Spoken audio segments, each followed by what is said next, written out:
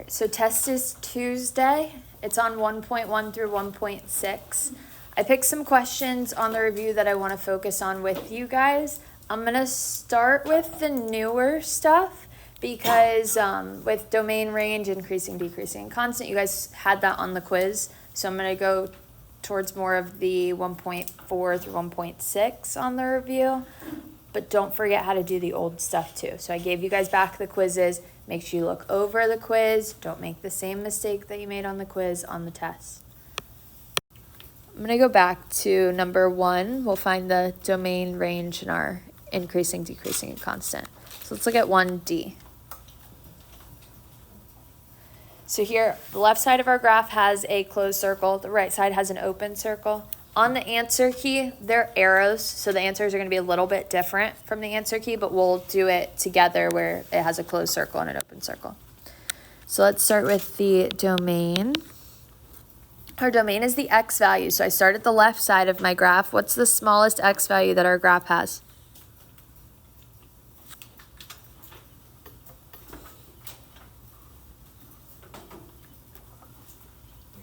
-2, bracket or parentheses? Bracket, because it's a closed circle. So bracket, -2. And then our graph, our pencil would be touching graph, until we get to what value? 6. Bracket or parentheses? Parentheses, because it's an open circle. Perfect. Now for our range. So range, we start at the bottom and work our way to the top. So what's our smallest y value that our graph has? 2, bracket or parentheses? It's a bracket because we're touching 2. There's no hole at 2. Our graph is touching 2. If I picked a point here, this point would be to 2. So my graph includes the y value of 2. Now for the highest number in our range, our highest y value, what would our highest y value be? 8. Bracket or parentheses? Bracket. Because this one is a closed circle, this point would be -2, 8. So 8 is included in our y values. So it would be a bracket. If these were both open circles, then 8 would get a parentheses. Next, let's find our intervals of increasing, decreasing, and constant. So remember, we always start at the left side of the graph. At the left side of the graph, are we walking uphill or downhill? Downhill. So we are decreasing from where to where?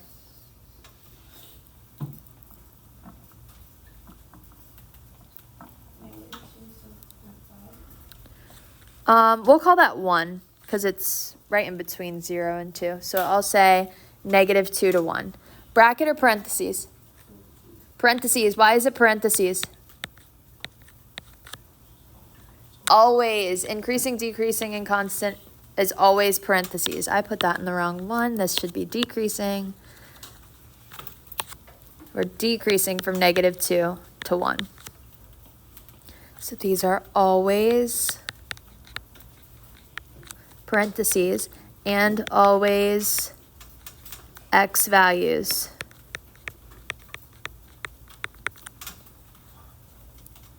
All right, so once we get to 1, we're constant. We're not walking uphill or downhill. So we're constant from 1 until 3.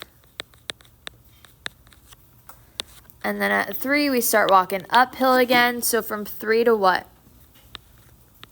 We're increasing. From 3 till 6. Any questions here? So let's look at B. So for B, I want to start with the numbers that it gives us. So I'm going to start by plugging in -1 into my first piece. So I'm going to graph the first piece first. So when we plug in -1, we have 3 minus -1. This would be 4. So our first point, we plugged in -1 for x and got 4 for y. Is this an open or closed circle? Closed circle. Be a closed point because it's less than or equal to. So I'm going to go to my graph, go to the left to -1 and up 4. Put a closed circle there. Now what type of graph are we going to have for our first piece? What's the shape? It's going to be a line. So we only need 2 points to draw a straight line. So let's plug in another point that's going to give us the direction. What's a number that we can plug in that's less than -1?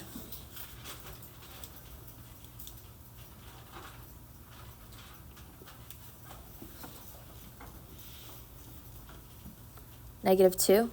Anything less than -1. So -2 works. 3 minus -2 would be 5. So we plugged in -2 and got 5. Now the second point just gives us direction. It is not a defined open or closed circle. It's just a point on our graph. If you put an open circle at this point, I will take points off. It's just the direction. So I'm going to go to the left, -2, up 5. I'll put a point there, and then we can draw our line.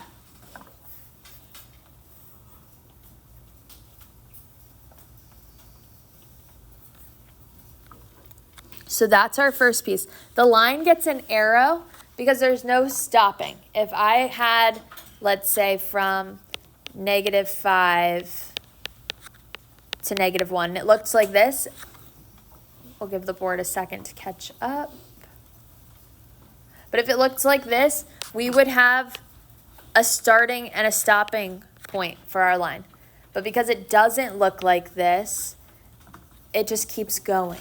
So that's the difference of why this one gets an arrow or something like this would start and stop. So if it gives you a starting number and a stopping number, you're not going to have an arrow. You need a starting and a stopping point. Any questions there?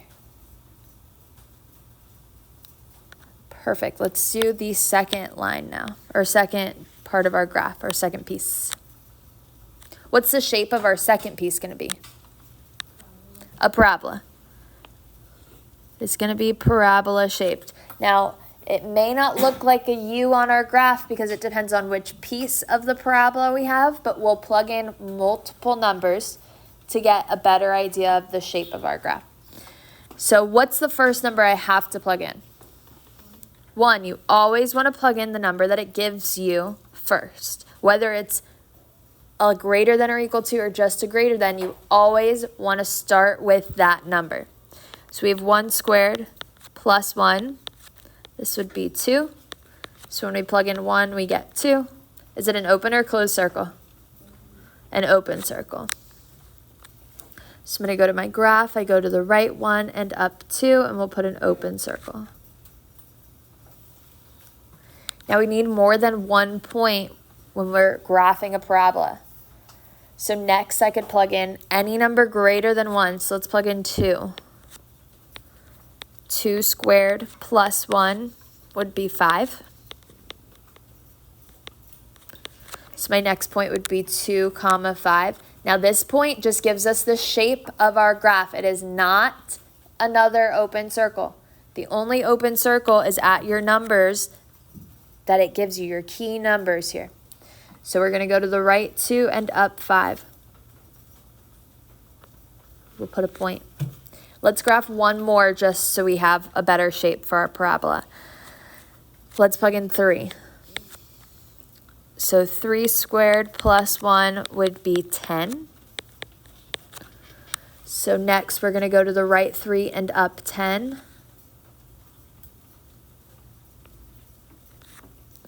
So this would be our parabola. Now it doesn't have a stopping point, so we're going to draw an arrow. We can plug in any number for x that's greater than 1, so it doesn't give us a restriction or a stopping point. So our piece here is also going to have an arrow. So let's start with number 3. I picked 3A. I'm also going to post the PDF version of the answers for you guys. When we're done going over the review, I'll have those posted for you.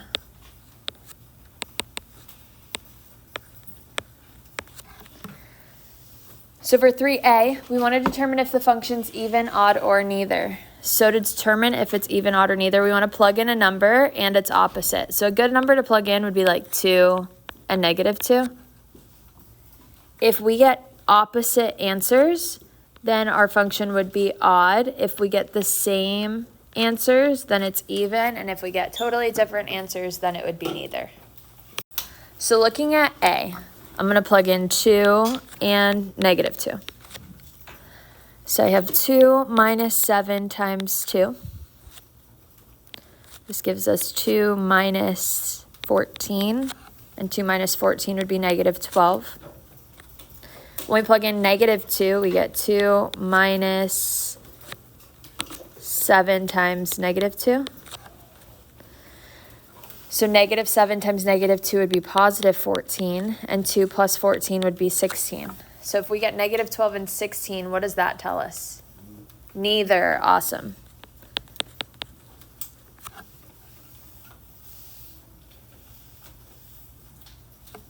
Any questions here? Perfect. All right, so you do the same thing for B and C. So just plug in a number and its opposite. So you could plug in any number you wanted to. If you wanted to plug in 4 and negative 4, that would work. Just make sure you're plugging in the same number, but opposites. Let's take a look at number 5. For number 5, we have a combination function. So we want to find the following. We want to find f plus g of x and f plus g of 3. So let's start by finding f plus g of x. I'm just adding my functions together here. So my f function is x squared plus 3 plus my g function, which is the square root of 7 minus x. Do I have any like terms that I can combine here? Nope. So this would be our answer. We can't combine any like terms, so that's it. That's all we can do. Just add them together. For f plus g of 3, I'm plugging 3 into my x in what I just found. So you could either plug it into f and g and then add your answers together, or plug it into the answer and then work it out from there. So I'm going to plug it into the answer. We have 3 squared, bless you, plus 3 plus the square root of 7 minus 3. 3 squared would be 9. Plus 3 plus the square root of 7 minus 3 is 4. So we get 12. What's the square root of 4? 2. So 12 plus 2 would be 14. So that would be f plus g of 3.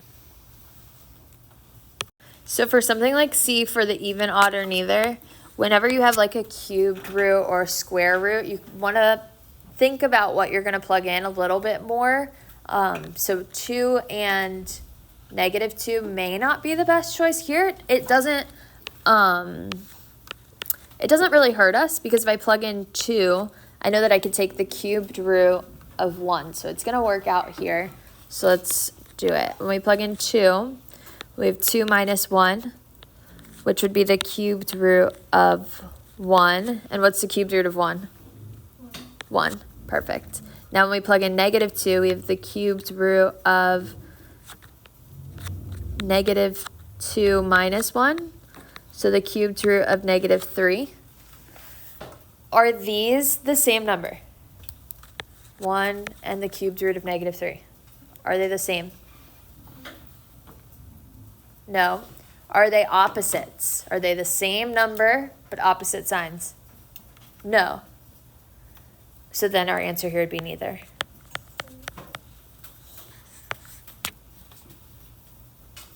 So sometimes when you have a square root, you want to think about what number you're going to plug in, because you want one of them to work out to be a whole number, and that way you can tell if your other number is going to be the same or opposite.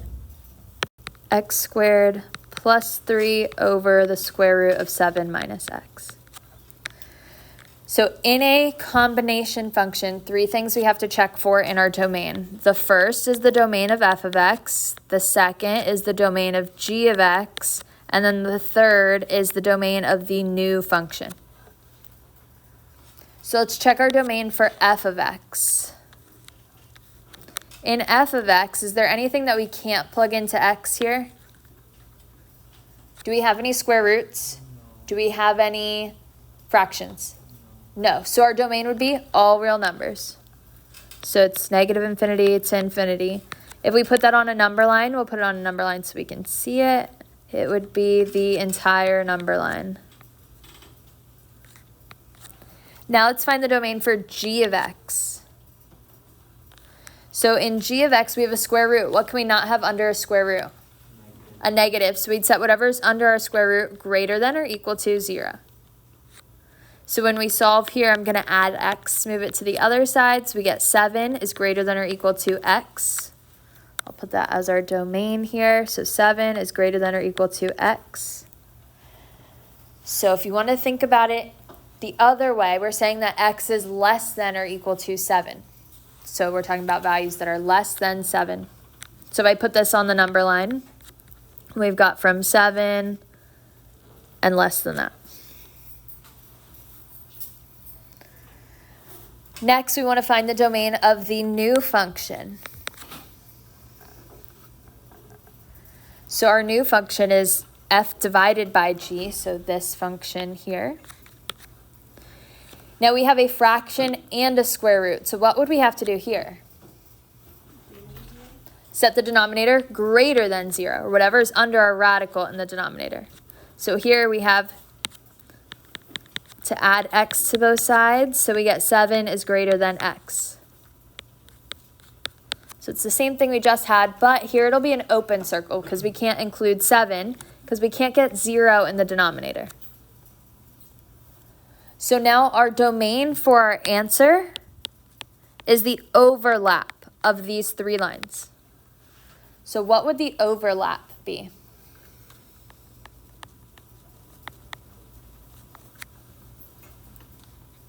So all 3 of them go to negative infinity. So we'd start with negative infinity to 7 with a bracket or parentheses. A parentheses because we can't include 7 because we have an open circle in the purple line. So we cannot include 7. 7 would not be part of our domain because if I plug 7 in, that gives us 0 in the denominator. So from negative infinity to 7. So if you have a combination function, so combination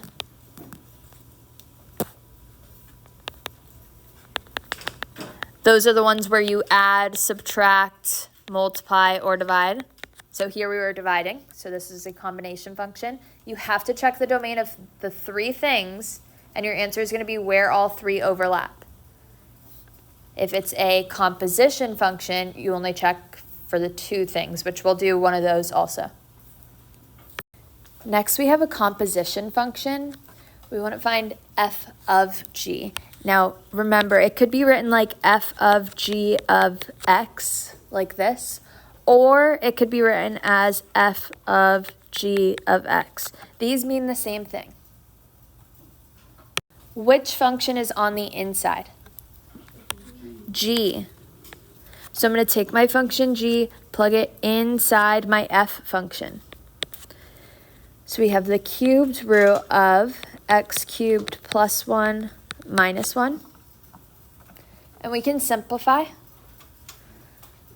Always simplify if you can. It doesn't mean that every time it's going to simplify, but here we can simplify. The 1's will cancel. So I have the cubed root of x cubed. And what's the cubed root of x cubed? Just x. So these cancel. We're just left with x. So f of g of x is just x.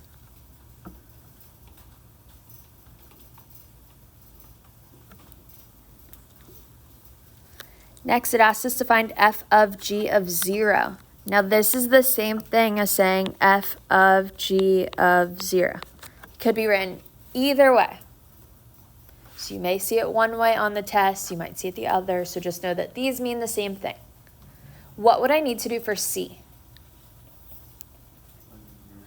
Awesome, plug in 0 for x. We already found f of g of x, that was here.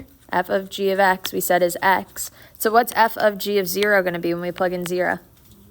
Just 0, because we're just plugging in 0 into the x.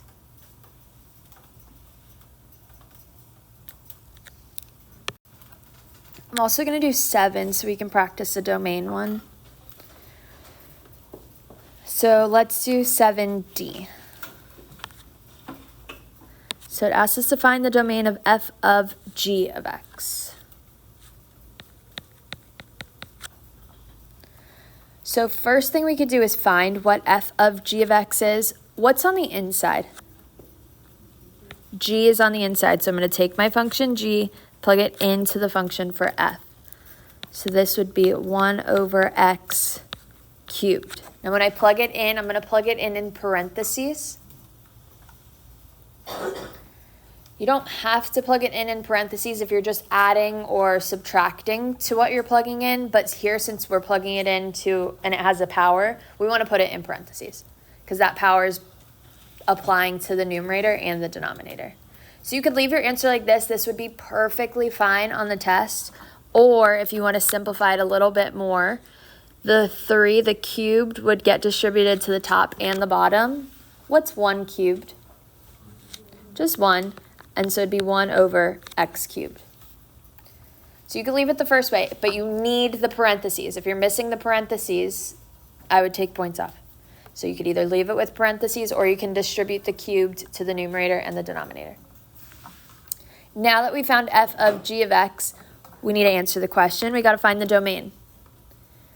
For our composition functions, there's 2 things that we have to check the domain for.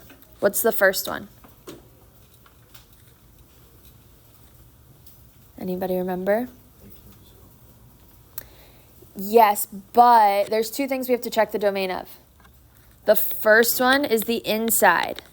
Whatever your inside function is, you got to check the domain of it. So which one was our inside function? G. G was on the inside. G is a fraction. Zach, what can we not have in a fraction? 0 on the bottom.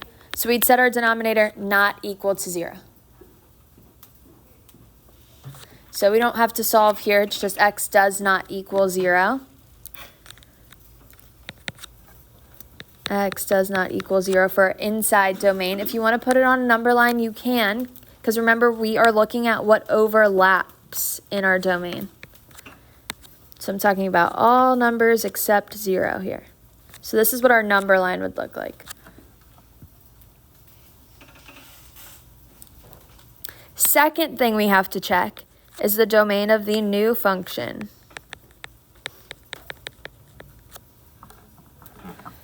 So looking at our new function, we have a fraction again. What can we not have in the denominator of a fraction? 0 in the denominator, so we'd set our denominator not equal to 0. We would cube root both sides to solve, so we get x cannot equal what? 0.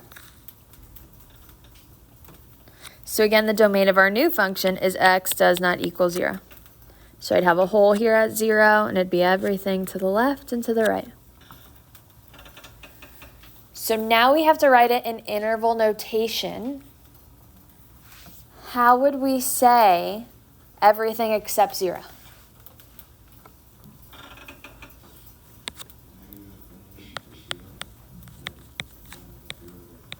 Awesome. Negative infinity to 0 with a parentheses, and then a union 0 to infinity. Perfect. So this would be our answer for the domain. I'm going to skip number 8 for now, but you do need to know how to find the distance, the midpoint, and the slope on the test. Since this was on the quiz, I'll come back to it at the end. Let's look at number 10. We want to find the average rate of the function over the given interval. Our average rate of change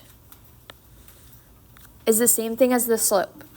Our average rate of change is the slope formula. So y2 minus y1 over x2 minus x1. So it gives us an x1 and an x2. We need to find the y1 and y2 that correspond with it. So I'm going to start by finding y1. How can we find y1? What should we do?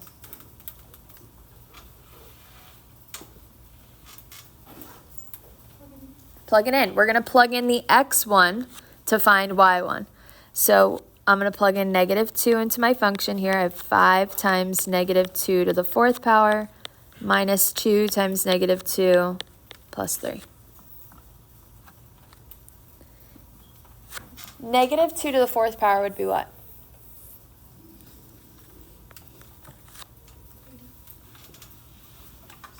$16. Perfect. So we have 5 times 16. -2 times -2, this would be plus 4, and then plus 3. What is 5 times 16? 80, awesome. So we have 80 plus 7, so this would give us 87. So our y1 is 87.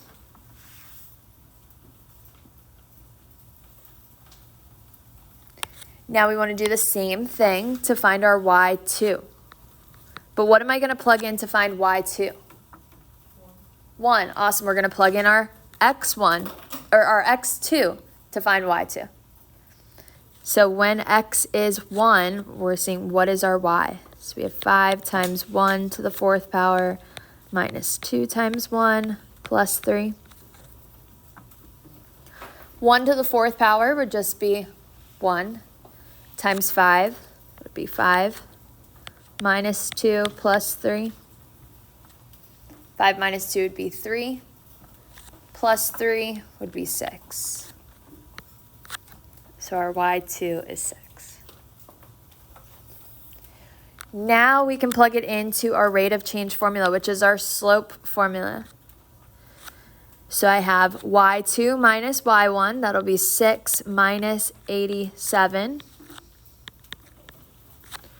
Over x2 minus x1, so 1 minus -2. Just be careful when you're doing the math here. A lot of people made just little subtraction errors on the quiz, so just be careful when you're subtracting. 6 minus 87 would be -81. What is 1 minus -2? This turns into a plus, so that would be 3. And -81 over 3 would be -27. Perfect. So our average rate of change would be -27. All right, for 11, let's find the zeros of the function. So I want to do 11D. So when we find the zeros, it's the same thing as factoring when you have something like this. How would we factor when we have 4 terms? Group them. Perfect. We want to group the first 2 and group the second 2. What's our GCF from the first group? 2x squared. When we take out a 2x squared, we're left with x minus 5. What's our GCF from the second group? -3. And we're left with x minus 5. You need the inside parts to be the same in order to group them. So we have an x minus 5 and an x minus 5. So these have to be the same. If you take out a GCF and your inside parts are not the same, you either did something wrong, maybe you could take out a different GCF, or you can't group them. So make sure the inside parentheses are the same. The inside parentheses are going to come out. So we have an x minus 5. And then the outsides are going to go together. So outside we have 2x squared minus 3.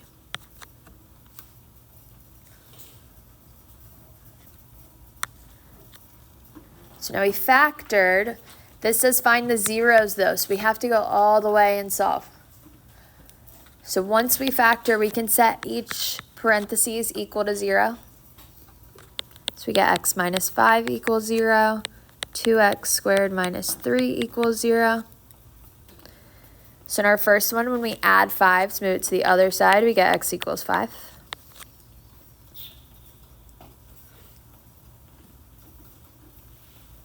In our second equation, I'm going to add 3 to move it to the other side.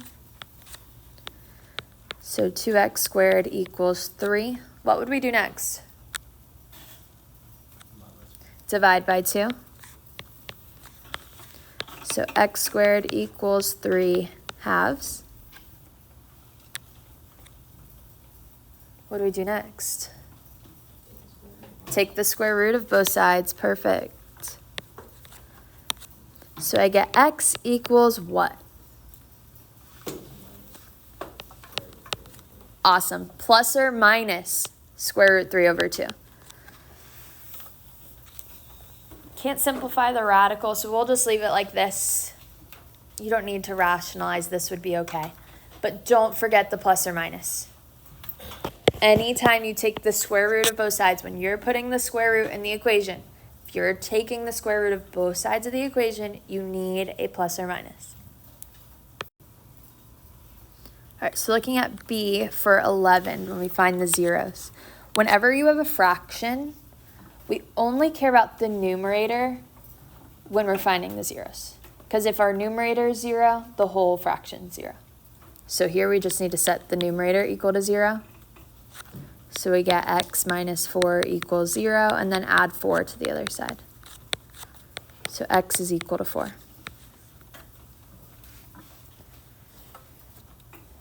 Let's look at number 9.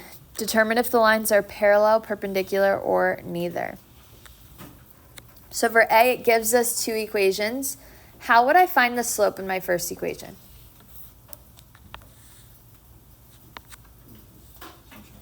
Subtract 5x. We want to put it into slope-intercept form. I want to make it look like y equals mx plus b, because then whatever's in front of the x is the slope.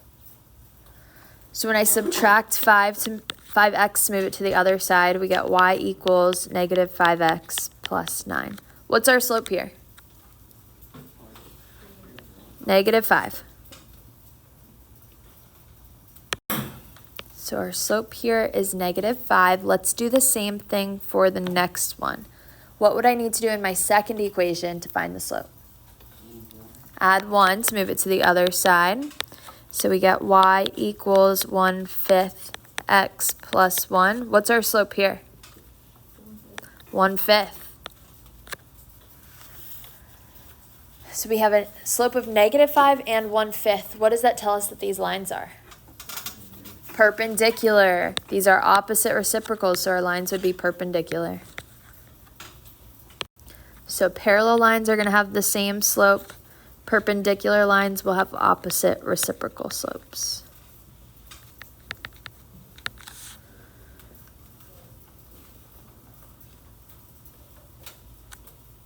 So let's look at number 8 next. Make sure you know your distance and midpoint formula for the test. So I'm going to label my points as x1, y1, x2, y2. Our distance formula is the square root of x2 minus x1 squared plus y2 minus y1 squared. So when we plug that in, we have 8 minus 0 squared plus 2 minus negative 4 squared. So that gives us 8 squared. This turns into a plus, so 2 plus 4 would be 6 squared.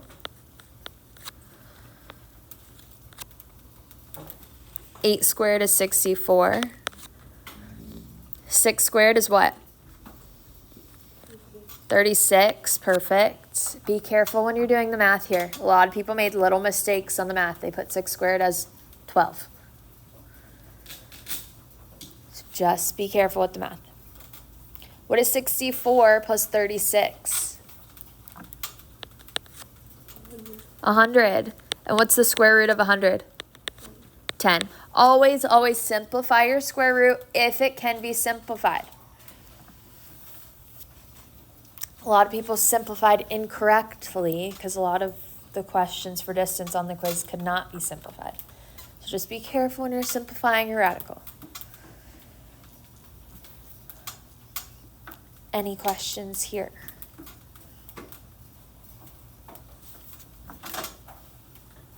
All right, lastly, let's find the midpoint. So our midpoint formula is x1 plus x2 over 2, comma, y1 plus y2 over 2.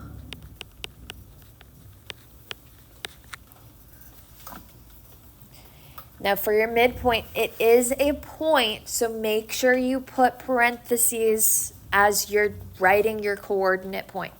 If you just put two numbers there, I will take points off. I took points off on the quiz if you did not put the parentheses. You're writing a point, so you need the parentheses. So for our midpoint, we're going to add our x's.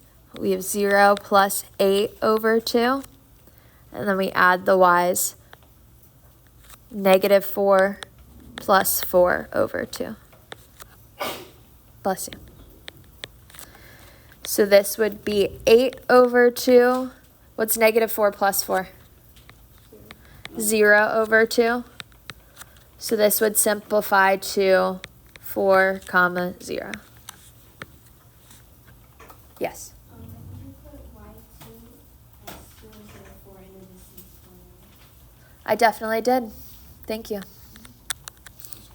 Yes, go ahead. Y2 is 4. Yep, so that would change our answer. Let me fix this. Because this would be 8 squared. So 64. So is that right? Yeah. Okay. 64 plus 64 would be 128. Now let's break down 128. This one's a little bit more work, but it's good practice. What are two factors of 128?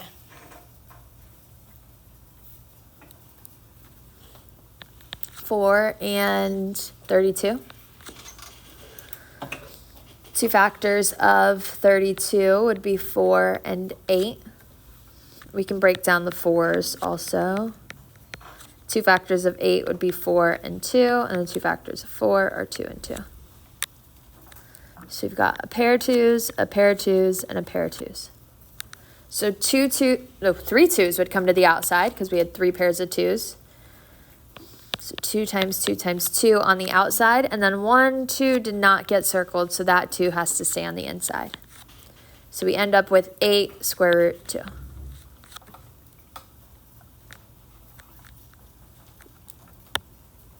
Good catch. Just as I was stressing how important it is to pay attention to the numbers.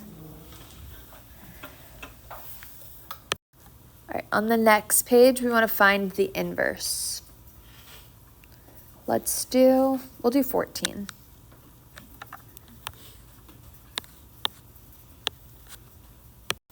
All right, so looking at 14, to find the inverse, what should we do first? Awesome, we want to switch the x and y. So f of x, or here we have a of x, is just a fancy way of saying y, so that's going to become our x, and then x is going to become the y. So we have x equals the 5th root of 2y plus 11. Now our goal is to solve for y. What should we do to solve for y?